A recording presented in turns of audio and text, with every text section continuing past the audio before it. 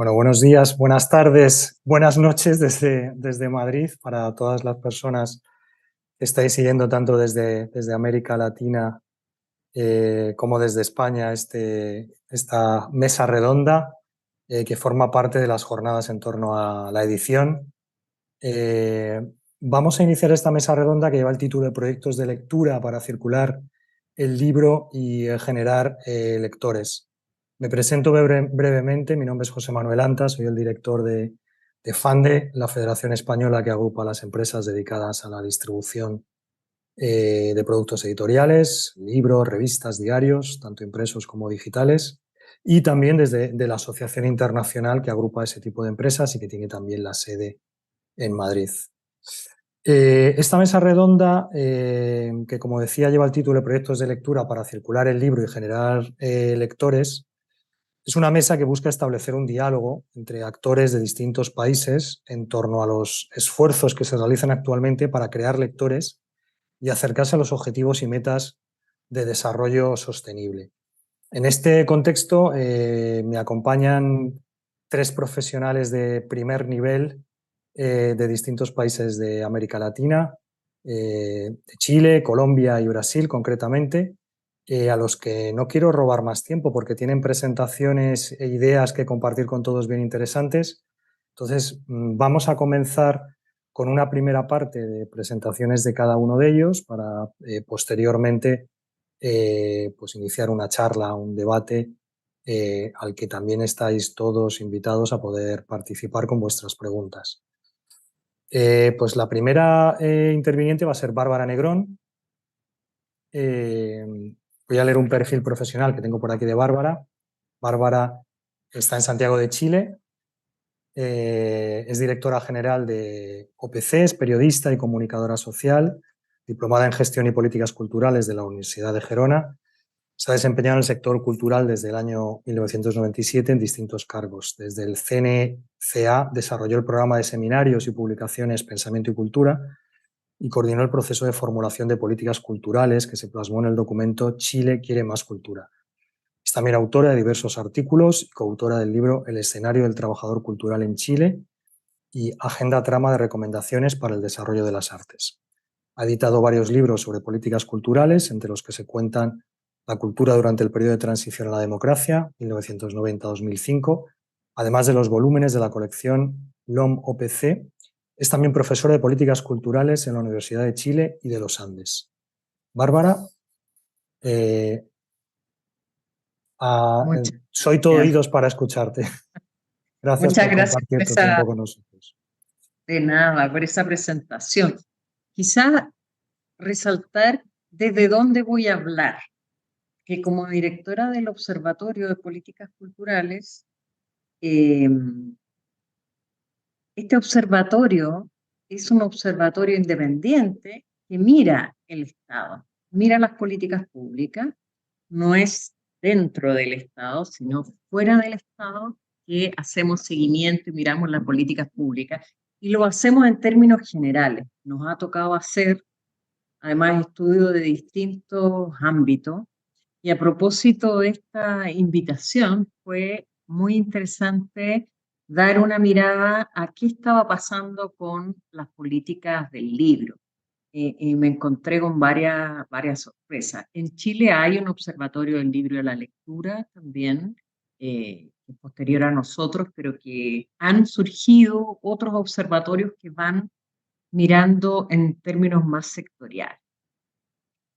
Y yo quiero centrarme en las políticas, las acciones del Estado, ya que lo que nosotros miramos es al Estado. ¿Cómo ha sido esta experiencia de construcción de políticas, planes, prácticas de fomento? Y hacerme la pregunta de cómo se ha traducido en cambios en el fomento lector.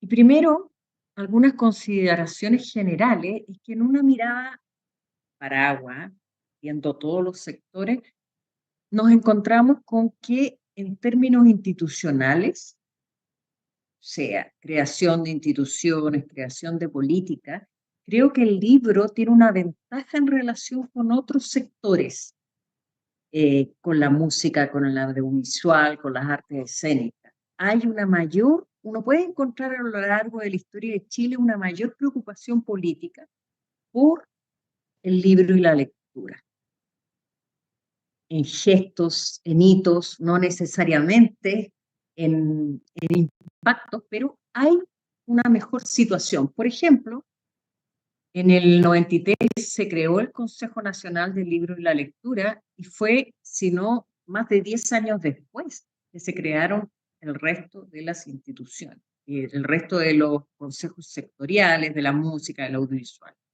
y otro recién en el 2018. Entonces, una primera mirada nos indica que políticamente, en general, ha sido transversal una importancia a este tema.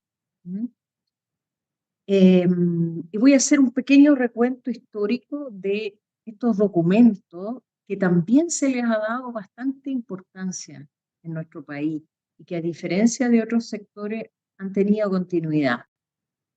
En el 2005, ya en la política nacional, la primera política explicitada, el primer documento de definición de políticas culturales en democracia, se le dedicaba un capítulo especial, más allá de las medidas, digamos, sectoriales, había un capítulo especial para ello y dentro de ese capítulo estaba la medida de hacer un plan de fomento lector.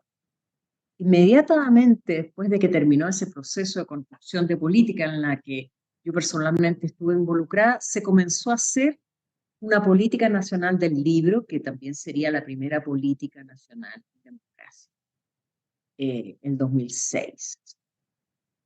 Y en 2011 se crea el plan de fomento lector, que se llama Lee Chile Lee. Ya hay un salto importante, ¿no? Pero una continuidad. Y el 2015 como una política de 5 años, se genera esta segunda política nacional de la lectura y el libro. Han tenido algunas variaciones de nombre, acá se pone primero el libro y después la lectura, algo quizás pueda decirnos eso. ¿Y qué pasó con esa política? Primero, a diferencia de todos los otros sectores, es el único sector que tiene una política por segunda vez.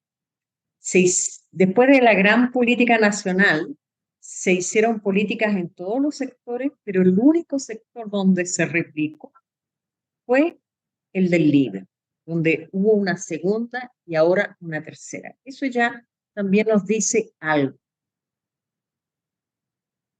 Y hubo incluso una suerte de evaluación, pero una evaluación que no tiene relación con saber el impacto.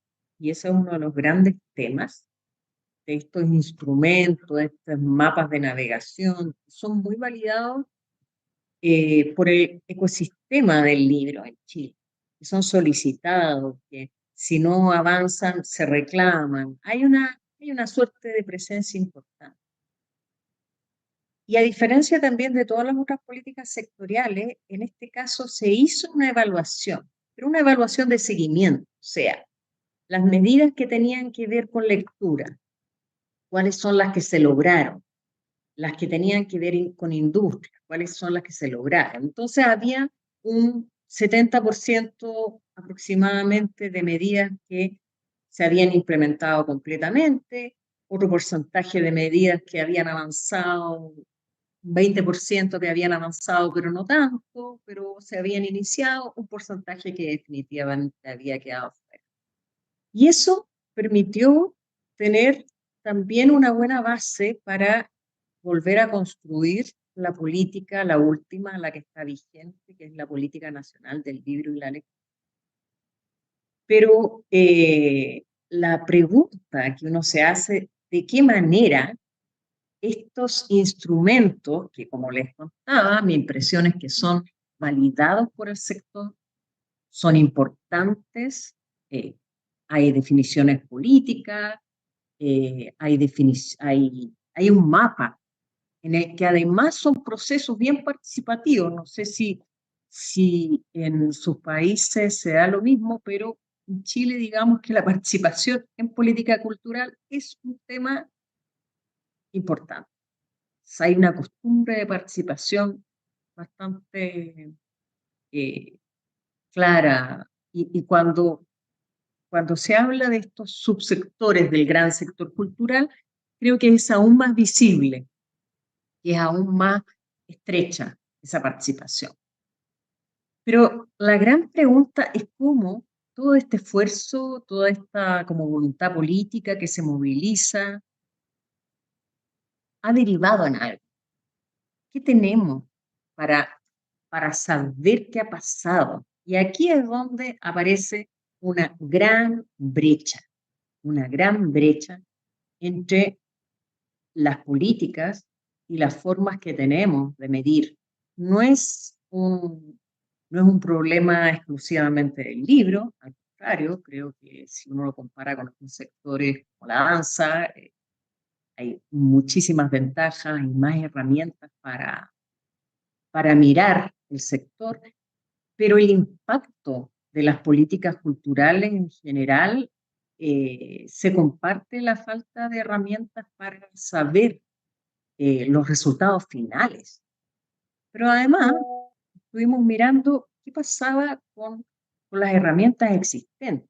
Entonces nos encontramos que el último estudio sobre comportamiento lector en Chile, que tenía cierta periodicidad, se hizo el 2011 y de ahí deja de hacerse.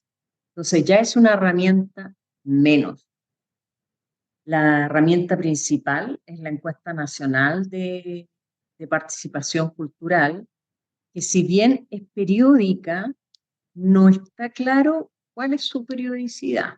Existen tres, desde el 2005, tres o cuatro, quizás ahí, pero desde el 2005 hasta esta época no ha sido cada 5 años, algunas cada 3, hay periodicidad, pero no una periodicidad estable.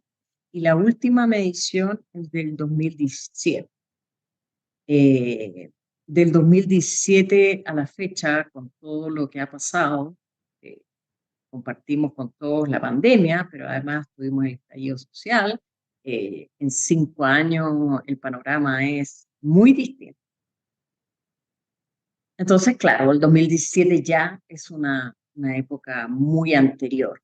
Y por otra parte están las estadísticas culturales anuales, que en el caso del libro, el año pasado o antepasado, estuvimos en un proceso de asesoría para mejorar las estadísticas de bibliotecas, por ejemplo. Porque lo que se podía ver en las estadísticas culturales anuales que generaba nuestro Instituto Nacional de Estadística y el MINCAP era muy, muy pobre. Y están los datos del sistema de bibliotecas públicas que arrojan datos sobre préstamos, que tampoco son son públicos, pero digamos no es una herramienta que tenga como un hito, que se esperan, que se lanzan, sino que son más bien algunos registros que se generan. Entonces, desde esa perspectiva, que además, claro, tenemos esta imagen nos muestra los niveles de lectura de todas las encuestas de consumo cultural que se han hecho. El 2004-2005 se considera una, la primera fue a nivel metropolitano y luego se hizo en todo el país, es una, luego el 2009, luego el 2012 y el 2017, o sea, son 4. Y estas 4 nos muestran que hubo acá hay un crecimiento importante, acá un leve crecimiento y luego vamos a la baja, volvemos a la baja. Entonces, el único instrumento que tenemos para de alguna manera tratar de orientarnos a qué efecto ha tenido la política, y de todas maneras hay un abismo ahí entre entre los factores que uno tendría que ordenar para saber si esto obedece a las políticas que se han implementado. Y miren esta cifra que a mí me sorprendió bastante, porque tenemos cada vez a nivel institucional, tenemos un sistema de bibliotecas más robusto, ¿no? Más bibliotecas, a veces más presupuesto, y sin embargo, si nosotros consideramos el 2014, miren cómo ha ido en un momento hasta el 2000, ay, no logro ver la cifra hasta acá, hay un aumento importante de los préstamos en biblioteca y luego una caída tremenda. O sea, claro, acá evidentemente es la pandemia la que afecta, ¿no? Pero al mismo tiempo, durante la pandemia, suma el, el aumento de los préstamos digitales. Se pierden muchos préstamos físicos por razones obvias, pero aumenta significativamente los préstamos digitales, hay un aumento sustantivo. Pero ya en 2022 tenemos un año en relativa normalidad y sin embargo hay una pérdida de 1 millón de personas. Para nuestro país es muchísimo. Entonces esa pérdida, aún con lo digital, es un problema gravísimo. Ahí yo creo que hay una alerta importante. ¿Qué está pasando? La misma política nacional que se acaba de estrenar pone en su título a las bibliotecas. Hay un gesto político que nos indica que las bibliotecas son especialmente importantes para la política nacional, para todos los esfuerzos que el Estado va a hacer en torno al libro y al ecosistema en general del libro y la lectura. Se lo coloca en el título y en la introducción uno puede leer cómo hay un especial interés en que las bibliotecas sean parte desde el título hasta todos los planes. Se les considera un elemento importantísimo, etcétera, etcétera. Sin embargo, no tenemos este millón perdido, 1 millón de usuarios perdidos. Eso es gravísimo. Entonces, bueno, una de las cosas que nosotros en general en nuestro seguimiento y nuestro estudio vemos esta distancia entre la política, entre lo que se hace, entre lo que se dice y lo que se hace, y ahí se puede ir cotejando con el seguimiento, pero también sabemos que en general las políticas culturales adolecen de formas reales, porque no hay herramientas todavía construidas, o por lo menos no están suficientemente difundidas, de medir el impacto que una política tiene en las personas. Pero ya las cifras que mostramos nos parecen preocupantes. Para terminar, solo decir que creo que hay algo importante en esta construcción de políticas, sin duda. Por algo al sector le importa, la solicitan, la buscan, y esta continuidad nos habla de una cierta política de Estado. Pero el hecho de que no tengamos herramientas, que es parte además de nuestros temas, ¿no? Como observatorio nos interesa tener formas de medir información periódica, confiable, pública, y vemos que algunas cosas van quedando en el pasado, como los estudios específicos del comportamiento lector. Seguramente todos ustedes comparten los efectos de la pandemia, lo que generó en los lectores y todo lo que hay que ver ¿Qué pasa con eso? En las pruebas que tienen relación con el Mineduc, con lo escolar, vemos también una dificultad grande de la lectoría normal y la comprensión lectora en Chile. Entonces, bueno, esa es una mirada desde la política y lo que se requiere, las herramientas necesarias para responder a esta pregunta de cómo se relaciona lo que se hace con lo que se obtiene finalmente. Muchas gracias. Estupendo, estupendo, Bárbara.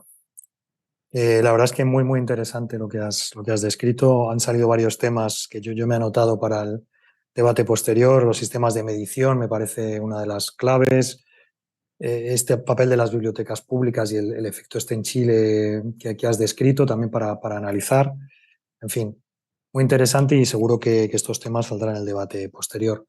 Vamos a pasar a nuestra segunda ponente, en este caso desde Colombia, Sandra Suescún. Muchas gracias, Sandra, por estar presente y por participar en esta mesa redonda. Sandra es una profesional en ciencias de la información y la documentación y bibliotecóloga, con estudios en gobierno y políticas públicas. Se encuentra vinculada al sector de las bibliotecas y la lectura desde hace más de 20 años. Se ha desempeñado como bibliotecaria pública y escolar, así como coordinadora y asesora desde diversos escenarios y ámbitos del Gobierno en la formulación, implementación y evaluación de políticas y planes de lectura y bibliotecas, desde una perspectiva intersectorial, territorial y nacional. Actualmente y desde 2012 coordina la Red Nacional de Bibliotecas Públicas de Colombia y asesora al Plan Nacional de Lectura, Escritura y Oralidad desde el sector cultural. Asimismo, junto con el equipo de trabajo de la Biblioteca Nacional, trabajan de manera conjunta y articulada con las comunidades, los bibliotecarios, las administraciones locales, las redes bibliotecarias departamentales y municipales y el Gobierno nacional en la construcción y consolidación de una política pública que reconozca las bibliotecas públicas y la cultura oral y escrita como instituciones sociales y prácticas fundamentales para generar condiciones de cara a la equidad, la construcción del tejido social y la generación de capacidades en las personas y las comunidades para conseguir proyectos de vida dignos y en paz. Unos objetivos que creo que todos compartimos y que estoy seguro que Sandra nos va a describir ahora en su presentación. Muchas gracias, Sandra, y es tu tiempo. Como te decía, tenéis esos 15, 17 minutos para poderlo presentar. Muchas gracias. Bueno, muy buenas tardes aquí desde Colombia, días y noches para los demás. Muchísimas gracias por la invitación a participar en este espacio. Como lo decía Bárbara, me parece importante mencionar inicialmente pues desde qué lugar haré mi intervención. Nosotros desde la Biblioteca Nacional de Colombia somos la entidad responsable de liderar las políticas de lectura y bibliotecas públicas para el país. Tenemos, digamos, la responsabilidad no solo de la formulación, sino también de la implementación de estas políticas. Y particularmente hablaremos de lo que ha sido, digamos, la piedra angular de la política, que es la Red Nacional de Bibliotecas Públicas. Quisiéramos compartir en este espacio la apuesta que desde esa plataforma se ha constituido para desplegar el Plan Nacional a nivel territorial. Entonces voy a compartir acá pantalla, también un minuto.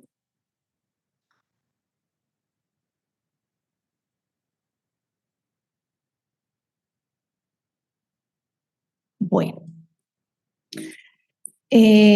como les mencionaba anteriormente, Colombia, digamos, al estar la Biblioteca Nacional vinculada con los dos temas, tanto con la definición de la política de lectura como la coordinación de la Red Nacional de Bibliotecas Públicas, pues ha establecido, digamos, a la Red Nacional como la punta de lanza del Plan Nacional de Lectura, Escritura y Oralidad, y en esencia se ha determinado pues que la red es un proyecto que busca hacer de Colombia un país de lectores. Para iniciar quisiera detenerme un poco en las fotografías que estamos compartiendo en esta portada de la presentación. Y hago mención a esto porque ha sido muy importante ver que este ha sido un plan de lectura que empezó hace ya más de 20 años, centrado en el libro y cómo ha venido migrando a ser un plan de lectura, escritura y oralidad centrado en las personas, y reconociendo las bibliotecas no solo como espacios físicos donde hay libros y hay estanterías, sino sobre todo cómo realmente llegar a la vida de las personas en su cotidianidad, cómo ser un proyecto vivo que camina los territorios y que logra vincularse de manera significativa en la vida de las personas. Esa es hoy, digamos, la apuesta desde la que nos paramos en este proceso.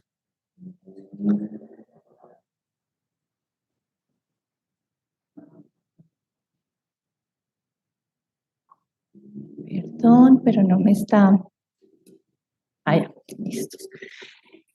Bueno, como lo mencionaba, la Biblioteca Nacional de Colombia es quien lidera este asunto desde el sector cultural y tiene a cargo la definición de las políticas de lectura y bibliotecas públicas y coordina la Red Nacional de Bibliotecas Públicas.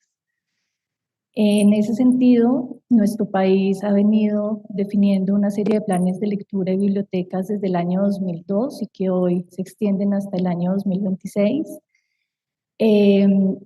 Siendo un tema central que digamos, estos planes de lectura y bibliotecas han sido planes de gobierno. Digamos, en nuestro país no hay una política macro, digamos, un marco que de alguna manera exija la continuidad de estos planes y ha sido, digamos, de manera pues, muy interesante la valoración que ha tenido estos planes en los diferentes gobiernos que el país ha tenido desde el año 2002.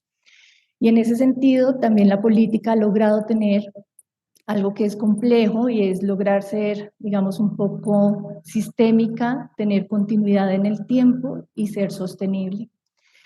En esa medida, la política se ha construido, digamos, como en una serie de etapas que nos han permitido pensar en este plan, digamos, en términos de un proceso de mediano y largo plazo, que inicia en el año 2002 con la idea de garantizar que en nuestro país, en el 100% de los municipios, que son las entidades territoriales más pequeñas, existiera por lo menos una biblioteca pública constituida en unas condiciones, digamos, básicas, digamos, que el plan garantizara que fueran las mismas para todos los municipios del país. Y en ese momento, digamos, la apuesta era que el 100% de los municipios consiguieran tener su biblioteca pública. En el año 2010, después, digamos, de este ejercicio que duró 8 años, garantizar, digamos, esa infraestructura, se creó el marco normativo y legal para la red nacional, que es la Ley de Bibliotecas Públicas, lo que, por supuesto, digamos, es como el marco sobre el cual se da la sostenibilidad al proceso en el tiempo y adicionalmente pues define como unas condiciones mínimas que deben garantizar todos los niveles territoriales para la sostenibilidad de las bibliotecas y las políticas de lectura, pero además genera fuentes de financiación que han sido fundamentales en la continuidad de estos planes. En el 2010 y el 2018 también se plantea la necesidad de que las bibliotecas puedan tener unas capacidades mínimas que les permitan realmente ser el soporte de toda la implementación del plan de lectura. Y esto a nivel nacional, es decir, esta no podía ser una acción que dependiera exclusivamente de las capacidades de las entidades territoriales, sino necesitaba una acción nacional, digamos, de gran alcance que permitiera que en los territorios más pequeños y alejados del país se contaran con esas condiciones mínimas. Entonces, durante este periodo de gobierno, digamos, se hace un gran esfuerzo por extender esas capacidades a todo el territorio nacional. Entre el año 2018 y el 2022, digamos, durante este gobierno se mantiene una apuesta por la sostenibilidad de las acciones que se venían adelantando en el marco del plan y se hace la pregunta por la necesidad de ampliar la cobertura rural de este plan que estaba centrado fundamentalmente en las, digamos, en las zonas urbanas y la importancia de empezar a desarrollar un enfoque territorial y diferencial, digamos, con relación al plan. Y es en este momento, por ejemplo, donde se incluye la oralidad como parte fundamental y transversal de este proceso, reconociendo, pues, digamos, la herramienta de transmisión cultural tan importante que es la oralidad en las diferentes culturas y territorios de nuestro país. Y actualmente, entre el año 2022 y 2026, se da continuidad al plan de lectura con una apuesta por su formulación, digamos, por su actualización, desde un enfoque participativo y territorial. También es importante mencionar que en Colombia el Plan Nacional de Lectura ha sido constituido fundamentalmente desde un nivel técnico, liderado desde la institucionalidad de gobierno nacional, y es en este momento donde se iniciará, digamos, por primera vez un ejercicio participativo para la formulación del plan a nivel territorial. En esa perspectiva, la Red Nacional de Bibliotecas Públicas, digamos, asume el compromiso o la apuesta de tejer comunidades alrededor de la palabra, las memorias y los saberes como soporte, digamos, de toda esta propuesta de política pública. En ese marco, digamos, normativo institucional, la ley establece unos fines estratégicos para la Red Nacional, entre los cuales 3 de manera específica se relacionan con el desarrollo de una sociedad lectora, la circulación del libro y de las diversas formas de acceso a la información y el conocimiento, y la necesidad de impulsar una política nacional integral, constante y sostenible de promoción de lectura y de las bibliotecas públicas. Y dentro de ese marco, pues se define, digamos, la estrategia que el país ha implementado para darle materialización, digamos, a esta apuesta y a este interés de promover la lectura en el país. Hoy la red es una red que articula 1.555 bibliotecas públicas en cabeceras municipales que son zonas urbanas, en zonas rurales, en consejos comunitarios afrocolombianos y en resguardos indígenas. Y tenemos adicionalmente 600 bibliotecas rurales itinerantes que hacen parte integral de la red nacional. La red no solo articula bibliotecas, sino que es una red de redes y articula 30 redes departamentales, 9 redes en ciudades capitales y 17 redes municipales, a través de las cuales, digamos, se gestiona y se coordina la acción a nivel territorial. En ese sentido, como lo mencioné anteriormente, pues lo que se ha hecho a lo largo de los años de implementación del plan es ir constituyendo como un circuito de acciones que tienen que ver en primer lugar con el desarrollo de capacidades en las bibliotecas, en segundo lugar con la movilización y dinamización de esas capacidades en territorio, y la tercera que tiene que ver con la participación e incidencia de las comunidades en los procesos y proyectos que desarrollan las bibliotecas. Entonces, esa primera línea de acción sobre la que ha trabajado el plan, la hemos denominado una biblioteca pública cerca de casa, pues tiene que ver con la extensión de una infraestructura bibliotecaria y la cobertura de la Red Nacional de Bibliotecas Públicas en todo el país. La red se crea hace 45 años con 200 bibliotecas públicas en 174 municipios y hoy estamos ubicados en 1.102 municipios y 1.555 bibliotecas públicas con cobertura del 99,9% de municipios del país. Hoy la red de bibliotecas públicas es la infraestructura cultural más grande que tiene Colombia y ha sido parte, digamos, del esfuerzo de la política pública garantizar que esto sea, digamos, una realidad en este momento para el país. La segunda línea tiene que ver con la disposición de más y mejores materiales de lectura al acceso de todos los colombianos.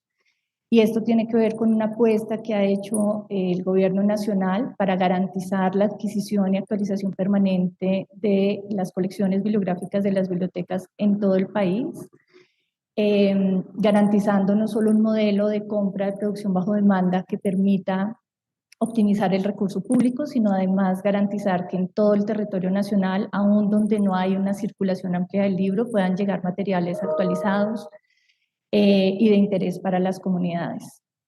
En el año 2010 arrancamos con colecciones de más o menos 2.200 volúmenes y al cierre del año pasado estas colecciones pues, se han incrementado a 5.700 volúmenes en promedio por biblioteca, lo que ha implicado pues un gran esfuerzo por parte de la política pública. En ese ejercicio pues se hacen apuestas tanto porque las colecciones básicas que tienen las bibliotecas públicas estén, digamos, conformadas de una manera integral, que tengan, digamos, una colección conformada en todos los géneros literarios, que den cobertura a todas las áreas del conocimiento. Y esto pues se hace también por ciertos niveles. Hay unas listas especializadas para bibliotecas urbanas, para bibliotecas rurales. Tenemos unas listas temáticas que se producen también anualmente, que buscan fortalecer esas colecciones básicas en áreas de interés en el marco de las políticas nacionales de desarrollo. Se hace la actualización anual de las colecciones del 100% de las bibliotecas públicas del país. Estas colecciones, digamos, tienen cobertura para la primera infancia, jóvenes y adultos, en todos los géneros literarios, y cada año se priorizan diferentes áreas del conocimiento en donde pues, se fortalezcan las colecciones de las bibliotecas públicas. Para las áreas rurales hay una maleta especializada de recursos bibliográficos con enfoque rural para las bibliotecas rurales itinerantes, y anualmente estas bibliotecas rurales también reciben una colección de actualización que también, digamos, tienen un proceso de selección pensado desde las necesidades y particularidades de la ruralidad. También se hace la producción y distribución de una serie propia que desarrolla el Ministerio de Cultura, que se llama Leer es mi cuento, que tiene un tiraje de 840.000 ejemplares anuales y que tiene como objetivo llegar a los hogares de los niños y las niñas en todo el país para promover la disposición de títulos y de materiales de lectura en los hogares y la lectura en el hogar. Este ha sido, digamos, uno de los procesos que consideramos ha generado mayor impacto y vinculación de comunidades que no se reconocen como lectoras, digamos, en su etapa inicial de su proceso lector. Contamos con unas maletas especializadas en primera infancia e infancia, que también buscan ser una maleta de apoyo para bibliotecarios, promotores de lectura y mediadores, para desarrollar proyectos de lectura especializados con esta población, que es priorizada, digamos, en la política de lectura. Y tenemos también una línea de actualización de colecciones para bibliotecas comunitarias y populares que quieran acceder a estas colecciones de actualización y puedan vincularlas a sus bibliotecas. Este proceso se articula con un proceso de formación a bibliotecarios que denominamos Saber Más y Mejor es Transformar. Y por supuesto, pues tiene que ver con el esfuerzo que hace la Biblioteca Nacional para que el equipo de bibliotecarios y de personal bibliotecario que está adscrito a las bibliotecas tenga las capacidades y las competencias para mediar estos procesos de lectura en territorio. Acá ustedes pueden ver que tenemos pues perfiles diversos de formación, de edades, de vinculación a las bibliotecas, de género, y pues es un esfuerzo para que las más de 3.400 personas que están vinculadas a la red nacional tengan esa posibilidad de hacer un proceso de formación que, digamos, va desde lo inicial cuando ingresan a la biblioteca, pero que les permite ir haciendo una trayectoria de formación a lo largo de su ejercicio laboral. Esto para nosotros es generación de capacidades. Como lo mencionaba, para nosotros era muy importante garantizar acciones en territorio que permitieran movilizar todo ese recurso y transformarlo en programas, proyectos y servicios desde las bibliotecas públicas, que denominamos bibliotecas públicas, espacios que se habitan a través de la palabra, el encuentro y los saberes, y es una estrategia regional que moviliza la Biblioteca Nacional con 51 profesionales en territorio que hacen acompañamiento técnico y formativo a los bibliotecarios en todo el país para desarrollar servicios y programas, en este caso de lectura, escritura y oralidad. Llegamos anualmente a alrededor de 500 bibliotecas públicas y 150 bibliotecas rurales en todos los departamentos para acompañar a los bibliotecarios en la formulación de sus proyectos bibliotecarios. Y esto se articula con una siguiente instancia que denominamos comunidades que innovan, participan y crean, que tiene que ver con premios, convocatorias y estímulos, donde buscamos movilizar la participación y la acción comunitaria en conjunto con sus bibliotecas públicas para desarrollar proyectos y programas de lectura, para visibilizar las acciones que desarrollan, para generar reconocimientos, y esto se hace a través del Premio Nacional de Bibliotecas Públicas, el Programa Nacional de Estímulos y el Programa Nacional de Concertación Cultural, a través del cual se cofinancian la implementación de proyectos de lectura, escritura y oralidad. Y finalmente, digamos, la apuesta que venimos desarrollando desde el año 2019 es cómo extender toda esta estructura y todo este marco de implementación a las zonas rurales del país a través del Programa Nacional de Bibliotecas Itinerantes, que es una apuesta para estimular en las zonas rurales la creación de bibliotecas rurales itinerantes que tengan como base un proceso comunitario y que fortalezca el tejido social y potencie la riqueza cultural, étnica, lingüística y social de cada zona rural. Actualmente contamos con 600 bibliotecas rurales, tenemos prevista la implementación de 120 bibliotecas más, con 30 bibliotecas por año. Y digamos que a través de este ejercicio digamos, esta estrategia, es que pues hemos definido como esa plataforma base para el despliegue y la sostenibilidad del plan de lectura y escritura y oralidad en Colombia. Entonces, eso sería inicialmente. Gracias. Estupendo, Sandra. La verdad es que enhorabuena por todo el trabajo que se está desarrollando en Colombia. La verdad es que es una descripción completísima y han salido también temas muy interesantes.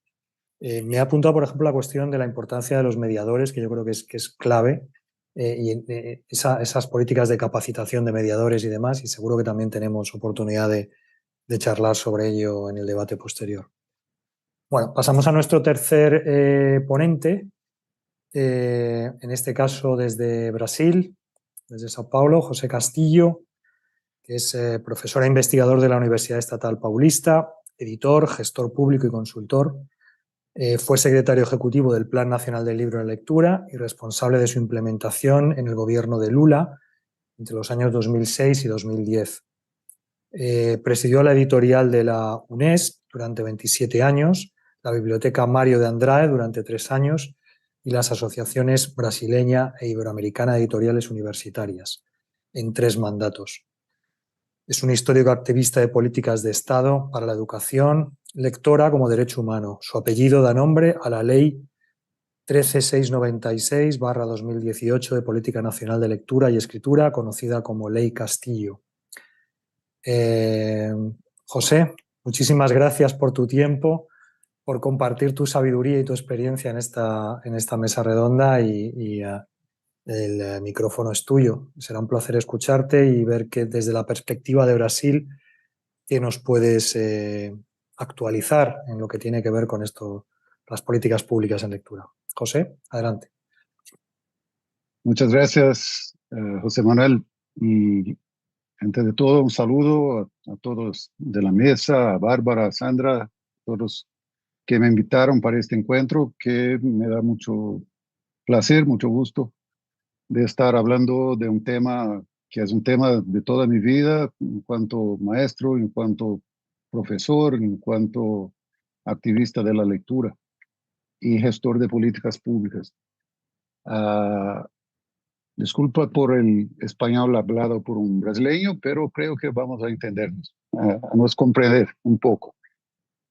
Yo pensé un poco respecto de qué hablar dentro de este tema y cómo hablo ahora de un punto que no es del gestor público, porque no estoy ahora ubicado en una de las instituciones en que estuve toda la vida, ¿no? Bibliotecas, universidades, gobiernos. Hablo del punto de vista de un consultor de políticas públicas y también de un activista del libro, lectura y biblioteca hace mucho. La verdad que estamos con 20 años de políticas públicas desde 2003. Políticas públicas de libro, lectura, literatura y bibliotecas en Iberoamérica. Hay un marco de esto que justamente está siendo conmemorado con el liderazgo de del CELAC ese año de 2023, que son 20 años de actividades que generaron Red Planes, o la Red Iberoamericana de Responsables de Políticas y Planes de Lectura. Como secretario ejecutivo del Plan Nacional de Lectura de Brasil durante los años 2006, 2010 y después de 2013 hasta 2016, yo fui representante de mi país en este importante foro. Y sobre él, yo quería recordar un poco estos 20 años, José Manuel, justamente para tener una reflexión de los posibles avances de las políticas públicas de lectura y al mismo tiempo de las dificultades que siguen. La fecha invita a reflexionar sobre los resultados, los impases, los avances y lo que aún queda por alcanzar entre los grandes objetivos concebidos en 2003 por las autoridades públicas y culturales y educativas de la mayoría de los países de la región iberoamericana, y refrendado por los jefes de Estado en este mismo año de 2003. A la época, como presidente de la editorial de la Universidad Estatal Paulista, de la Asociación Brasileña de Editoriales Universitarios, y por también coincidencia, hice siempre muchas cosas al mismo tiempo en mi vida, como director general de la Biblioteca Mário de Andrade en São Paulo. En este momento de estos hechos fundacionales, yo pasé de observador a activista activo de esta política de promoción de la lectura iberoamericana a partir de 2004, cuando me uní a un pequeño grupo de colegas y amigos del mundo editorial para representar la sociedad civil en lo que se convertiría en 2005 en el Año Iberoamericano de la Lectura, el ILIMITA, ¿no? Que aquí en Brasil llamamos de Viva Lectura, ya que ilímita es una palabra que no tiene en portugués. Sin ánimo de agotar el tema con estas pequeñas consideraciones, yo dejo aquí algunas notas sobre estos 20 años de luchas por políticas públicas inclusivas y democráticas que defiendan el derecho humano a la lectura y la escritura. Quizás los mismos factores de opresión que nos llevan a negar el derecho de leer a la mayoría de nuestros pueblos también establecen que somos una nación de memoria política superficial, al menos en Brasil. El olvido se profundiza cuando vivimos apagones democráticos, como el último en Brasil, ¿no? Cuando se cambió totalmente el juego democrático y se empezó con el impeachment de la presidenta electa y terminó en nuestro país con una persona salida humana en la meseta de presidente. En Brasil, muchas políticas emancipadoras que felizmente han regresado hoy con el actual gobierno suenan como cosas nuevas, pero ya constituyeron la base para la construcción de planes nacionales de lectura en 2003. Es necesario recordarlos, reflexionar para justamente avanzar. Realmente la reflexión sobre lo que ya hicimos en el pasado reciente en las políticas públicas y sus legados es importante para los avances de hoy. Comencemos con los supuestos y conceptos políticos de este periodo. En primer lugar, es necesario recordar que el inicio del siglo XXI fue para la mayoría de los países iberoamericanos la afirmación de los caminos democráticos que habían alcanzado desde mediados de los años 80, cuando colapsaron las sangrientas dictaduras militares de la región. La década de 2000 también marcó un periodo de rechazo a hasta entonces vigoroso y muy preponderante sistema neoliberal y de consolidación regional de una idea de desarrollo sostenible que tenía en cuenta no solo los avances económicos y financieros de los países, sino también sus índices de desarrollo humano y social. No deja de tener fundamento material que encontramos en la Declaración de Santa Cruz de la Sierra de 14 y 15 de noviembre de 2003, expresando resoluciones de la 13ª Cumbre Iberoamericana de Jefes de Estado y de Gobierno, el epígrafe: la inclusión social, motor del desarrollo de la comunidad iberoamericana. Al unísono, los líderes nacionales afirmaron los objetivos democráticos de inclusión orientados al desarrollo humano y que guiaron las principales políticas en Brasil y región.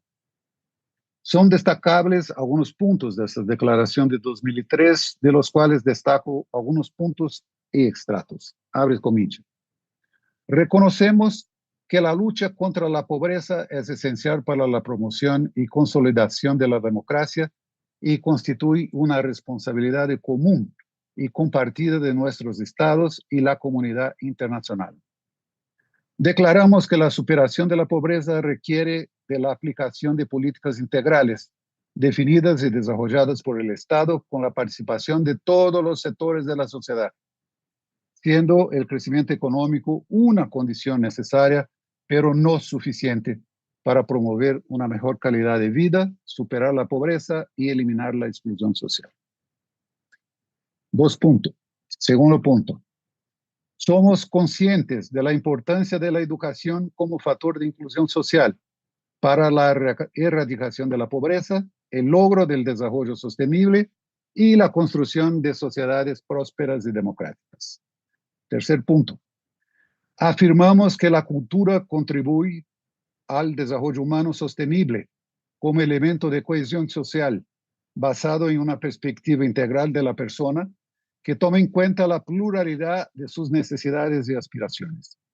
Reconocemos la riqueza de nuestra diversidad cultural como valor fundamental de la comunidad iberoamericana y resaltamos la conveniencia de promover de manera plena y gratuita políticas públicas integrales y transversales que fomenten la producción de bienes y servicios culturales como fuentes de valor agregado.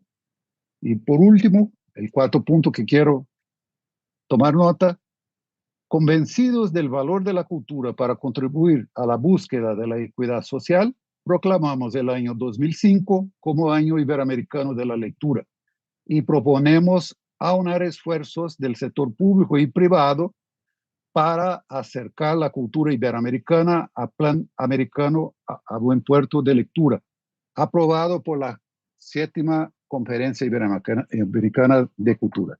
Cierro las comillas. O sea, cuando leemos esto, escrito hace 20 años y decidido hace 20 años, estos 4 elementos hablan por sí solos, ¿no? Pero quisiera destacar algunos puntos, mientras tanto.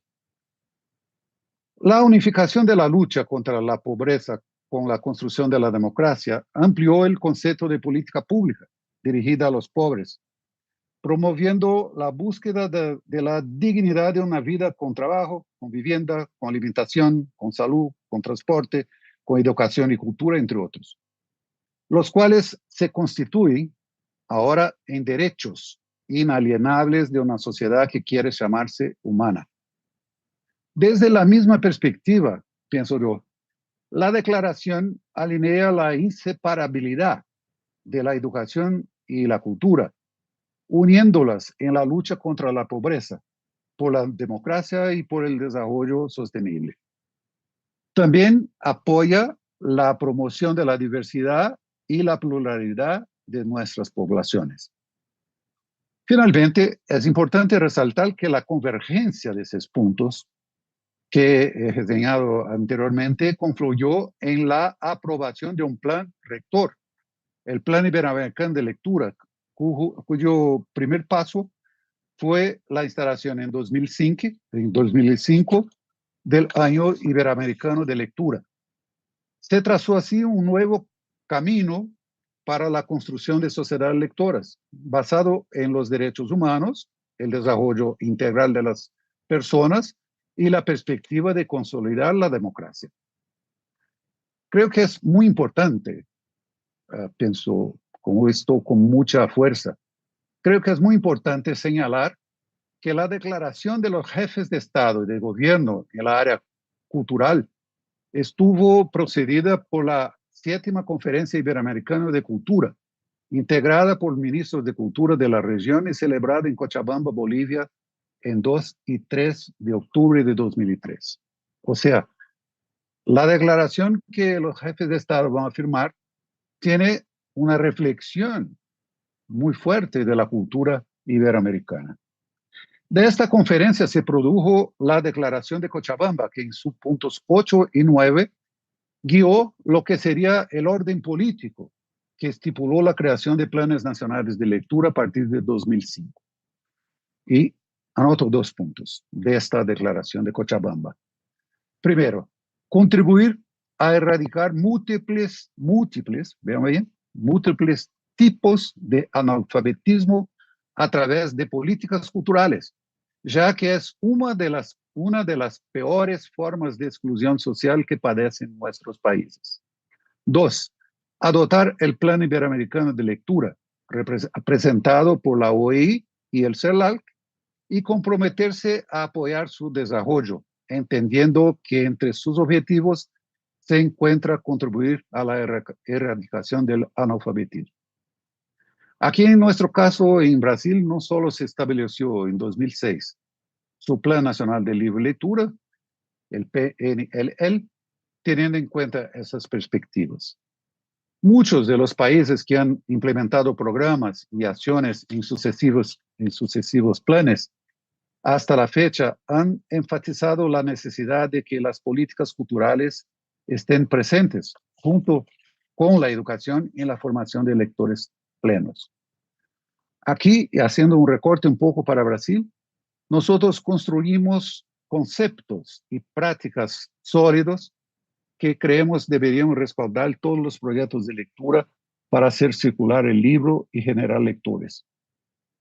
Constan de 2 fundamentos y 4 ejes de actuación, que yo gustaría de aclarar muy rápidamente aquí. ¿Cuáles son los fundamentos? El primer, cultura y educación siempre juntas, marchando juntas de este propósito. El segundo, Estado y sociedad civil son correspondientes. Y dentro de la sociedad civil hay que haber la unidad de todo el ecosistema del libro, de los autores, de los editores, de la industria editorial, de la industria de distribución, de las bibliotecas, o sea, de todo el ciclo, o aquí como llamamos en Brasil, de la cadena de la lectura. Con estos 2 fundamentos, o sea, el cimiento a donde se edifica el edificio, nosotros entendemos que deben tener 4 ejes, y que son los fundamentos desde el Plan Nacional de Libre Lectura y ahora en la Ley de la Política Nacional de Lectura Escrita, que es, primer eje, la democratización del acceso a la lectura y los libros en todos sus formatos y soportes. Segundo, la formación de mediadores de lectura a todos los niveles dentro y fuera de las escuelas y entornos culturales y educativos. Tercer, fomentar el valor simbólico del libro y la lectura como bienes culturales y derechos de todos y todas. 4, incentivo a la economía del libro, a los autores, a los editores, a los libreros, a los distribuidores, a toda la cadena del libro, para que tengamos industrias nacionales y regionales y territoriales con mucha fuerza. Desde 2009 se busca también la descentralización del Plan Nacional de Lectura con el incentivo y la creación de planes estaduales o provinciales y municipales de libro de lectura y bibliotecas, hasta porque entendemos que la gente vive en su territorio y su territorio tiene que respetar las diversidades y poner sus necesidades locales. Tuvimos resultados importantes, José Manuel, dentro de ese periodo. Algunos resultados que son posibles de mensurar, ¿no? Hay varias posibilidades de eso, pero quiero resaltar solamente algunos. Algunos fueron impactados, por ejemplo, por la investigación independiente que se llama Retratos de la Lectura en el Brasil, que hice 5 investigaciones, que hace investigaciones a cada 4 años.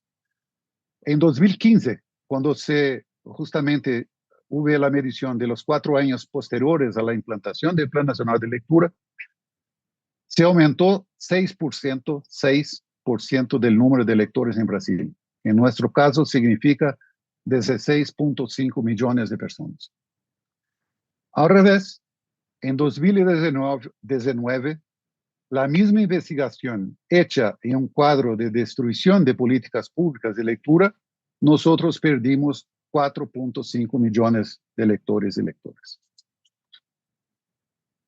Finalmente, para cerrar, a 20 años del inicio de este movimiento de todos nosotros, de Iberoamérica, yo reafirmo que su equidad y legitimidad basada en la construcción también de la equidad social y diversidad entre tantas multiculturalidades de nuestras sociedades sigue siendo un valor y una estrategia esencial para la consolidación de la democracia y una sociedad más socialmente justa y con lectores y lectoras completos.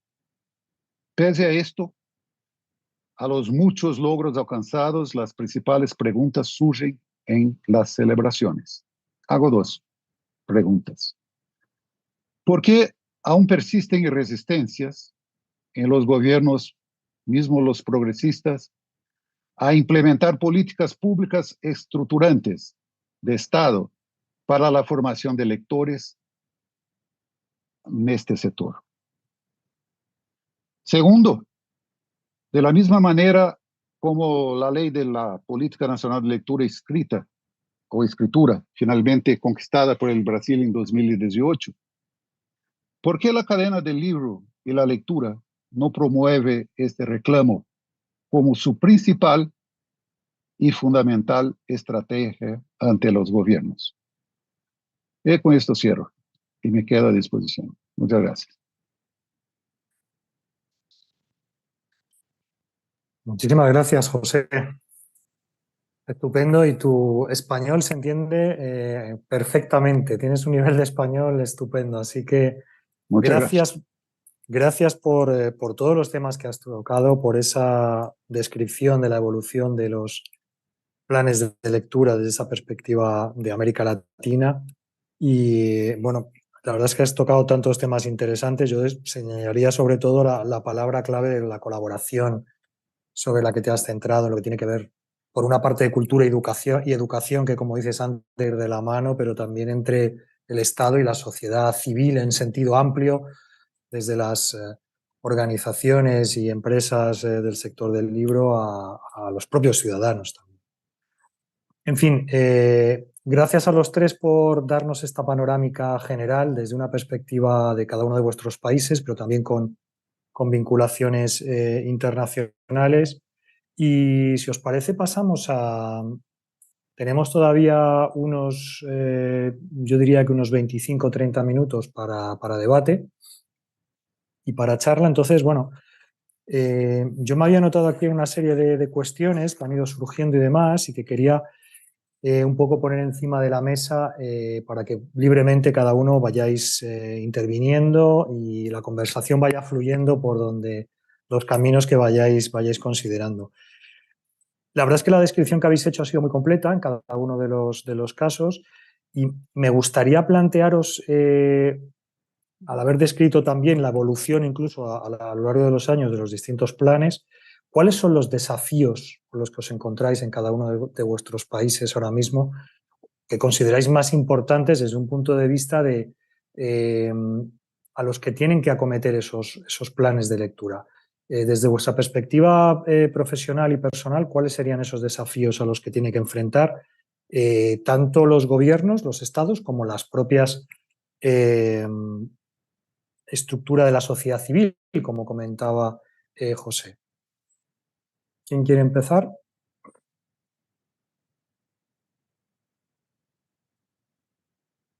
Bárbara, quizás. Sí, bueno, yo creo que en nuestro caso bueno, siempre son muchos los desafíos, ¿no? Y muy integrales, pero me parece que ante el escándalo que significa esta pérdida de usuarios en bibliotecas, eso debería marcar una urgencia ver qué pasó ahí, qué pasa, por qué no se ha logrado reponer la situación inicial, la situación prepandemia, y en general en nuestra institucionalidad, sobre todo en el caso del libro, en que siempre hubo mucho llamado al trabajo intersectorial. Claro, educación tiene un papel muy importante, quizás incluso mucho más importante de lo que puede hacer el mismo Ministerio de la Cultura, que tiene el Consejo del Libro, etcétera. Pero esa necesidad de trabajo intersectorial, que de alguna manera se ha logrado en el libro, es necesario profundizarlo. El trabajo con el Ministerio de Educación siempre es complejo, en toda la institucional, en todas las etapas ha sido incluso antes cuando formábamos parte del Ministerio de Educación, siempre ha sido complejo. Y claro, avanzar hacia formas de medir el impacto, hacia herramientas más constantes, más periódicas. Se requiere, por ejemplo, volver a tener un, unos estudios específicamente sobre el comportamiento del lector que puedan ir iluminando las políticas culturales. Yo creo que, claro, José además nos hablaba de lo que significó el retroceso democrático. Yo creo que eso también es una preocupación que a nosotros tiene que ocuparnos. Como ustedes saben, en Chile nosotros estamos en un proceso de creación de la nueva Constitución, un segundo proceso, y por ejemplo, en este segundo proceso ya vemos retrocesos que pueden ser catastróficos y que pueden afectar al sector del libro, como la posibilidad de tener en la Constitución un órgano censor, porque hay una enmienda que está pronta a votarse que ha propuesto la derecha, la ultraderecha, diría yo, y que lo propone que la libertad de creación, o sea, por una parte, la libertad de creación se indica y inmediatamente después se le condiciona a que esa libertad sea de acuerdo a las buenas costumbres, la tradición chilena, la seguridad nacional, y ustedes se imaginarán qué es lo que significa eso. Y eso efectivamente es la posibilidad de una censura previa, un restablecimiento en Chile de la censura previa y por supuesto el libro siempre es el más afectado ahí. Entonces yo creo que de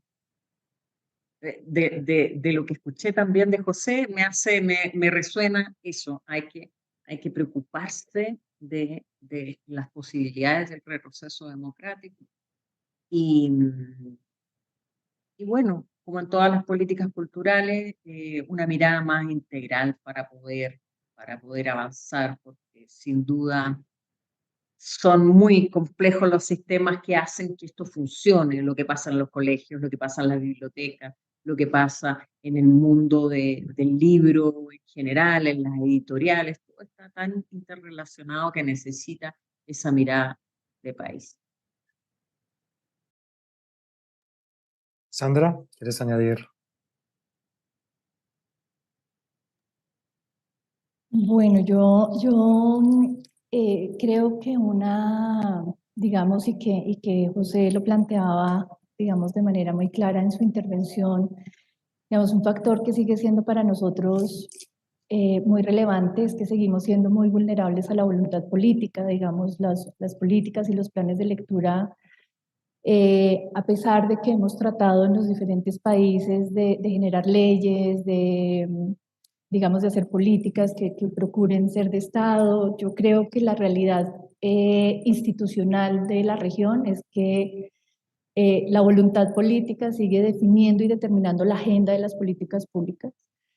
Y eso nos mantiene siempre en una posición, siento yo, de vulnerabilidad, sobre todo porque creo que la conversación sobre las políticas y los planes sigue siendo una conversación sectorial, donde seguimos siendo los que creemos en la lectura, los que participamos en el circuito del libro y la lectura, los que conversamos sobre este tema. Y yo creo que el gran desafío y el gran reto, que nosotros un poco lo entendemos cuando hablamos de hacer cotidianas las prácticas de la lectura en la vida de las personas, es cómo logramos que los temas alrededor de la lectura de las bibliotecas sean temas no sectoriales sino sociales, ¿no? Que realmente convoquen la movilización social alrededor de estos asuntos y se vuelvan relevantes en la vida de las personas. Nosotros hemos hecho un ejercicio, creo, muy importante de crear, digamos, de fortalecer las bibliotecas para que estén vivas en su territorio, para que conecten con las personas, pero aún ese alcance es limitado, ¿no? Y probablemente si un alcalde o un gobernante decide cerrar la biblioteca, no hay una gran movilización alrededor de ese asunto, digamos.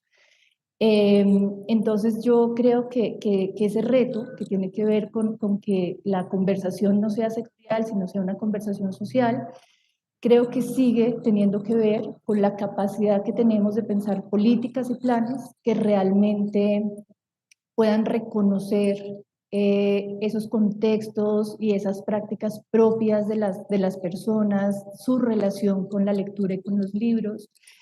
Creo que también durante mucho tiempo tuvimos como una idea que los planes y políticas tenían que llevarnos a una idea de lector, digamos que nosotros íbamos construyendo a partir de esas políticas, o sea, íbamos a llegar al lector ideal, crítico, reflexivo, digamos, hemos insistido mucho en eso, y creo que hoy tenemos que reconocer que las políticas no pueden seguir idealizando un lector, sino que necesitamos comprender cómo hoy se desarrollan esas prácticas, cómo las personas se vinculan con el lenguaje y la palabra, y cómo las políticas están en capacidad de conectarse y de responder a esos intereses, necesidades y expectativas de las personas para que realmente tengan significado en su vida cotidiana. José, ¿algo que añadir? Sí, sí, sí. No, perfecto, estoy totalmente de acuerdo con Bárbara y Sandra. Acho importante esa reflexión que incluso demuestra cuánto realmente nosotros avanzamos desde el punto de vista de la reflexión desde 2003. Puedo decir eso porque estuve allá. Entonces, de aquí, de allá para acá. Es importante algunas cosas, ¿no? Algunas consideraciones de esa pregunta. Primero, es obvio, pero es siempre importante recordar que estamos en un periodo de grandes transformaciones en todo el sector de la lectura de manera general, ¿no? Esto no es algo así de menor, ¿no? No es algo que se pueda dejar de lado y decir, no, mañana pensamos, estamos viviendo esto y ya ha algunos años. Y con toda la fuerza y la influencia también de industrias muy poderosas, ¿no? De comunicación, de informática, de ventas de equipos, etcétera, etcétera. Hay toda una transformación que nos obliga también a repensar mucho en la perspectiva que Sandra acabó de hablar tenemos que comprender o qué es el lector hoy, ¿no? ¿Qué es el lector y la lectura dentro de todo este contexto, ¿no?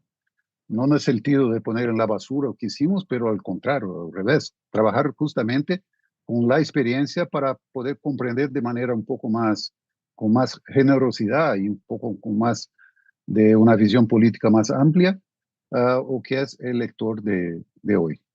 Y yo pienso que hay una enorme posibilidad, por ejemplo, y que esto creo que es uno de los principales desafíos, es justamente hacer una especie de la recuperación del acto de la lectura en la promoción no solamente de los individuos, de la individualidad, que es cada vez más es algo que se cambia para ser el centro de todo, el individuo y no el colectivo, ¿no? Yo pienso que la recuperación de la lectura se puede trabajar de manera muy amplia para que nosotros podamos escuchar la gente trabajar con esta idea de incentivar el colectivo, el común, la idea de comunidad, de sujetos, ¿no? Y trabajar justamente en el sentido de construcción por la actividad lectora, que necesariamente es una actividad compartida, ¿no? Porque se puede hasta leer solo, pero la lectura nos transforma, nos comunica, nos pone en contacto con el mundo, con la realidad, con los otros.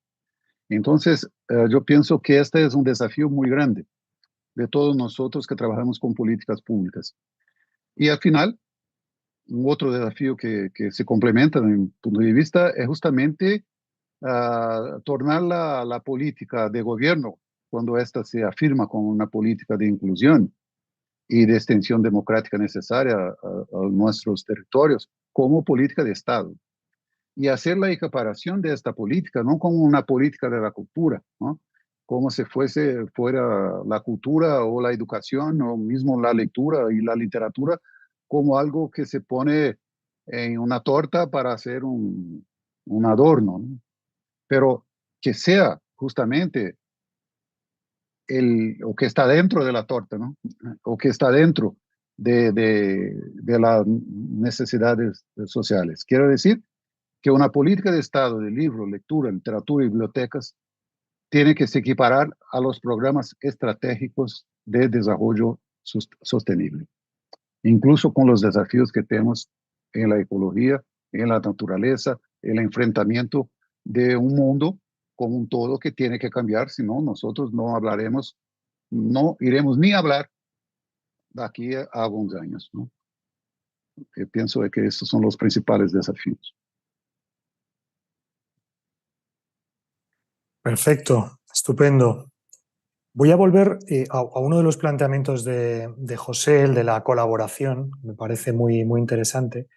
Y me gustaría focalizar esa parte de colaboración. José hablaba de esa colaboración entre cultura y educación, en lo que es el ámbito, por ejemplo, de la escuela.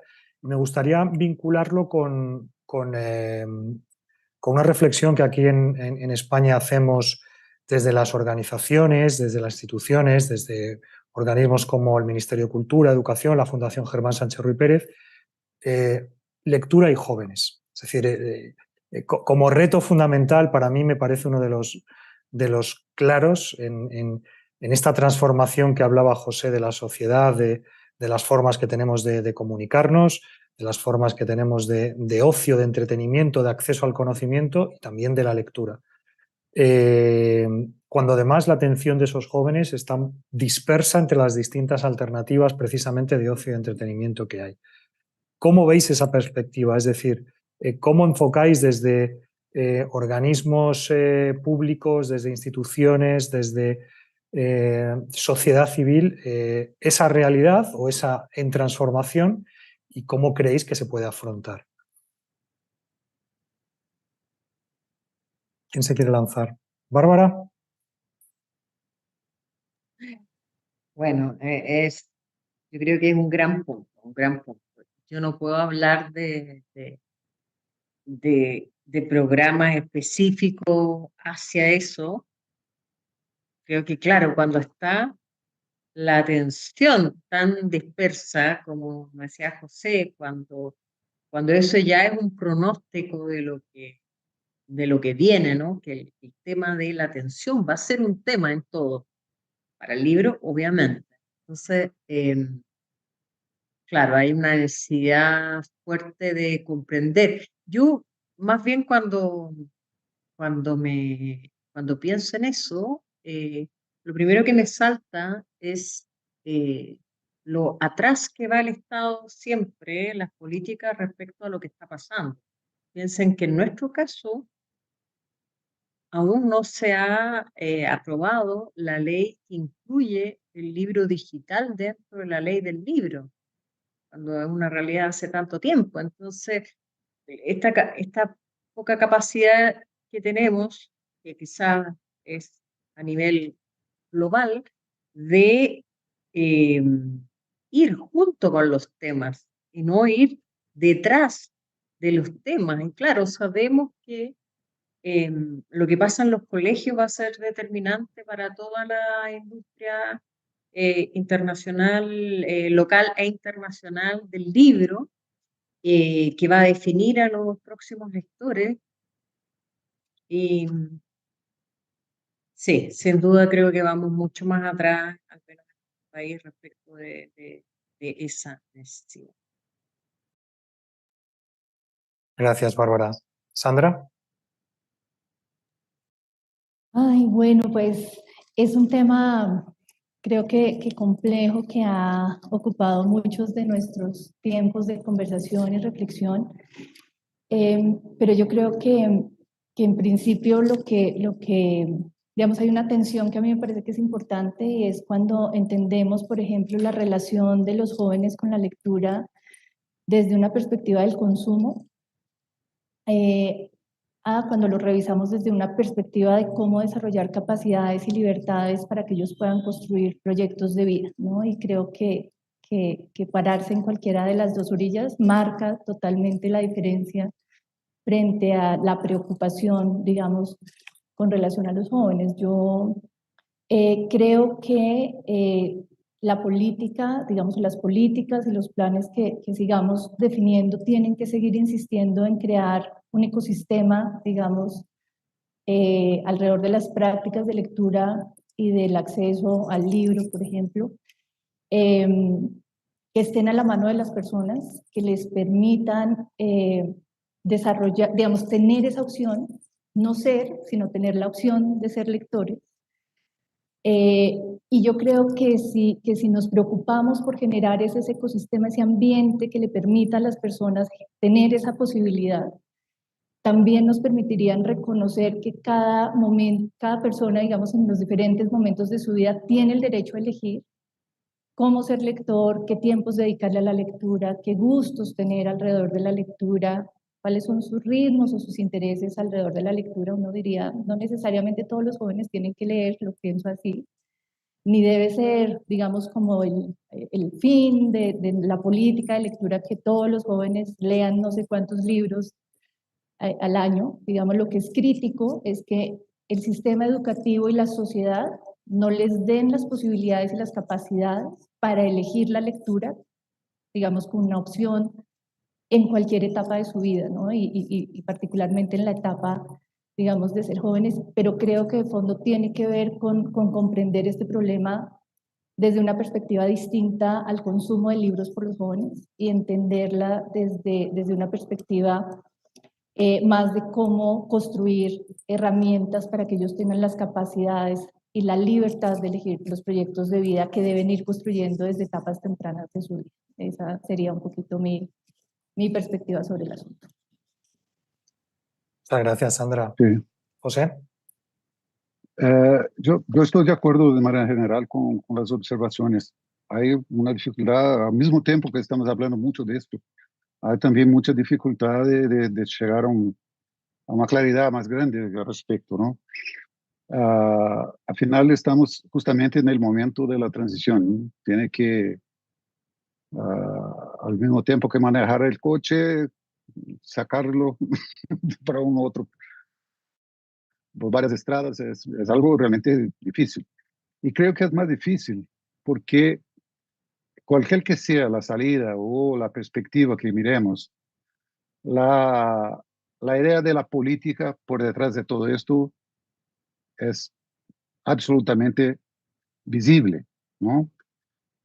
Si tenemos un gobierno nacional que tiene una política de retroceso o al mismo tiempo una política que tiene solamente bajos intereses públicos, en el sentido de fomentar una empresa u otra, una manera de desarrollar algo u otro de la industria, nosotros tenemos una total imposibilidad de manejar eso en cuanto a política pública de inclusión, de política pública de formación, por ejemplo, ¿no? Un ejemplo para dejar más claro mi idea es que durante muchos años, y aquí se instituyó esto dentro del gobierno militar de los años 60 hasta los 80, hubo una sustitución en las escuelas y la filosofía de educación en el sentido de que formación de estudiantes significa entrenamiento de estudiantes, ¿no? Entonces entrenaba y no se formaba. Valería hacer la lectura de algunos puntos, saber esto, saber aplicarlo en un botón y alguna cosa y punto, ¿no? O sea, enseñar a pensar, a tener independencia de pensamiento, autonomía de pensamiento, todo esto hace parte del fenómeno de la lectura y del derecho a la lectura, que respecto a la diversidad, etcétera, etcétera. En este sentido, cuando hablamos de tecnología, yo pienso, y todas las innovaciones que tenemos hoy, yo costumbro decir que yo no peleo con la tecnología. No, ahora ves, yo pienso siempre que todas las invenciones que vienen, que son fruto de la investigación científica, tecnológica, puede ser justamente muy interesante y muy prometedora para el desarrollo humano. La política y la manipulación que hacemos de esto, el uso que hacemos de esto, es que hace la determinación de si la tecnología va para un camino u otro, ¿no? Por lo menos yo pienso así. Entonces, yo pienso que la tecnología y que atrae tantos jóvenes, ¿no? Y que no se puede dejarla así, ¿no? La lectura digital, todos los gadgets aquí que tenemos de el celular, el smartphone, todas las cosas que vienen todo el tiempo, todo el tiempo, todo el tiempo, ¿no? Son cosas que no se puede quedarse sin una mirada de una política pública importante. Por ejemplo, ya está más do que probado por científicos, por neurocientíficos, que la lectura en pantalla, exclusivamente en pantalla, y el incentivo total entre 0 y 4 años, de manera permanente, sin ningún estímulo del libro en papel o cosas así, es fatal para la formación de los lectores en el futuro, ¿no? Cito Marianne, por ejemplo, que tiene un libro importantísimo al respecto de eso. Y varios otras personas y científicos que ya demostraron en congresos y publicaciones que esto no se puede. Entonces, ¿qué debemos hacer? Poner, por ejemplo, la pantalla exclusivamente en las escuelas de la primera infancia, por ejemplo. No se puede. Y se hace. No es solamente en las casas. Están grandes programas, aquí mismo se intentó ahorita, en el estado, en mi ciudad y en mi territorio. Entonces, esas cosas tienen que tener la regulación de una política más responsable de las políticas públicas, ¿no? Y al mismo tiempo, reconocer que hay que hacer un esfuerzo muy grande, porque todo el esfuerzo de la industria es justamente por algunos puntos que todos conocen. El consumo. Cada vez más tengo un smartphone, 2, 3, 4, y la industria quiere que yo tenga 10, ¿no? Así como quiere que el gobierno y la política pública compre millones de tablets y los distribuya. ¿O qué tiene dentro de esas tablets? ¿O qué es la pedagogía que está por detrás de todo esto? O sea, la discusión de cómo trabajar las cosas del consumo y también para combatir el egocentrismo de la gente, de la juventud que está se formando cada vez más aisladas, ¿no? Cada vez más yo veo aquí en una metrópoli de São Paulo que tiene más de 10 millones de personas, que hay un esfuerzo muy grande de los liderazgos de la juventud, principalmente en las periferias de la ciudad, de sacar la gente de aislamiento que se pone, ¿no? Y llevarlo a actividades comunitarias como el happy, el slam, la poesía, las cosas así, las ruedas de poesía.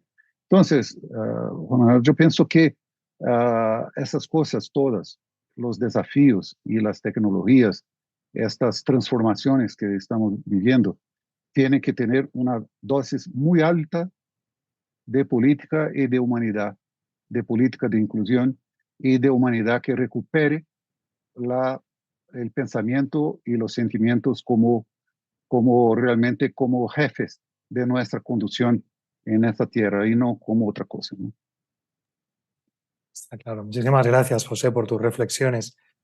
Se nos ha agotado el tiempo. La verdad es que ha sido bien interesante todo lo que habéis ido comentando y hemos ido compartiendo. Estoy seguro que hay temas que pues, se nos han quedado todavía por desarrollar, pero seguro que en un futuro tendremos oportunidad de seguir charlando sobre estos temas. Os reitero mi agradecimiento por vuestra participación, por compartir vuestras ideas y vuestro conocimiento. Y bueno, me tenéis también a vuestra disposición para lo que preciséis desde acá, desde España, y estoy seguro de que seguiremos viéndonos y colaborando en el futuro. Como decía, no tenemos más tiempo, entonces vamos a dejar aquí ya como punto final de esta mesa redonda. Y de nuevo reiteraros por vuestra participación. Ha sido un verdadero placer. Saludos desde Madrid. Perfecto. A todos los países, en el caso de América Latina, que nos están viendo, y en especial pues a Sandra desde Colombia, a Bárbara desde Chile y a José desde Brasil. Muchas gracias, de verdad. Gracias a Muy bien. todos. Gracias. Gracias. Muchas gracias. Un placer.